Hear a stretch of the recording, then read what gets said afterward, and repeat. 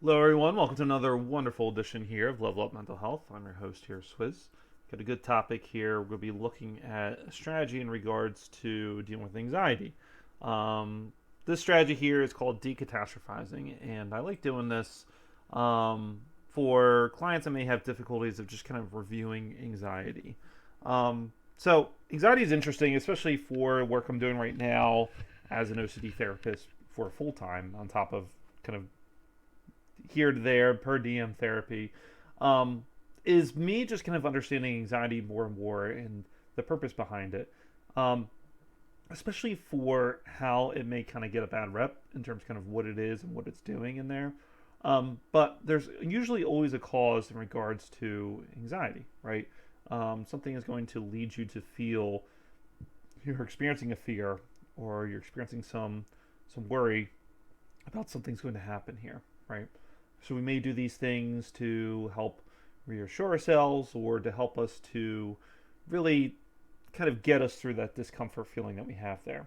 And what's interesting through kind of the time through ERP that I've been working at is that a lot of it is just kind of sitting with that discomfort, which in the moment it can be very hard to do, which may resort to reassurance, things like that nature to kind of get out of that discomfort.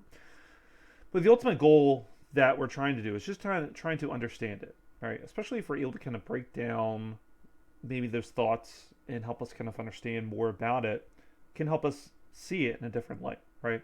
So we're going to be reviewing a strategy here called decatastrophizing, and this strategy is really helpful if you are not in that de-escalated moment, but you're able to kind of afterwards be able to kind of reflect on the anxiety here. If you happen to do this when you're in the moment, you're experiencing that intense crisis, it's not going to work, right? Because you're experiencing a fight flight sort of response, and here is more so of just that self reflection.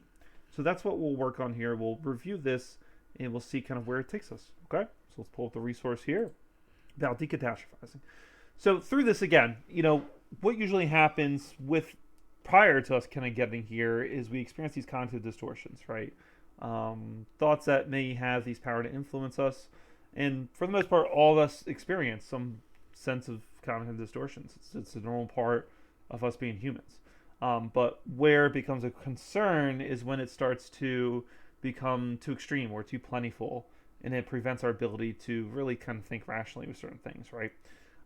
So this is a goal here where what we're trying to do is we're trying to bring those thoughts there to get out of kind of what this worry is about and be able to kind of break it down on paper. To me, for those that have been here, kind of you're aware of when I suggest kind of putting things on paper, it's a great way to bring those thoughts into a physical realm. You're able to kind of see those thoughts, you can look at them, and you can just kind of assess of like, okay, where is this coming from? What is kind of the impact that this has, right? So with that being said, the more that we're able to kind of have that self-reflection and be able to kind of think about these things, the better we'll be that when that thought arises again, we've been able to kind of rehearse and understand and help us try to reduce the intensity of it when it arises, right?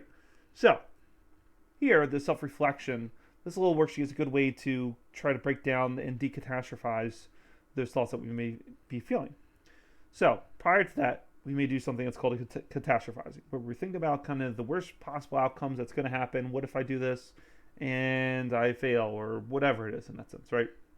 It's a defense that we're doing to try to protect ourselves so that it doesn't happen, right? We're trying to generate the possibility of the things that we could do so that we don't end up in a way that we don't want to, right? So this strategy here is decatastrophizing. We're able to reflect and break down these worries here. So asking certain questions like, what are you worried about? How likely is it that your worry will come true? Give examples of past experiences or other evidence to support your answer. If your worry does come true, what's the worst that can happen? If your worry does come true, what's most likely to happen? These differences here, right, where you're imagining the worst case scenario, and here you're imagining what's most likely to happen. You're trying to bring those different possibilities. And this is my favorite one here at the end.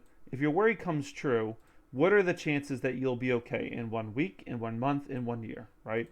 You're able to kind of just think about, okay, so in that time of 1 week, right, where is that going to take me? Okay, so maybe I may be at and chances to be okay, maybe I'll be at like a 30%. In 1 month, maybe a 60. You'll be able to kind of see that anxiety will dissipate.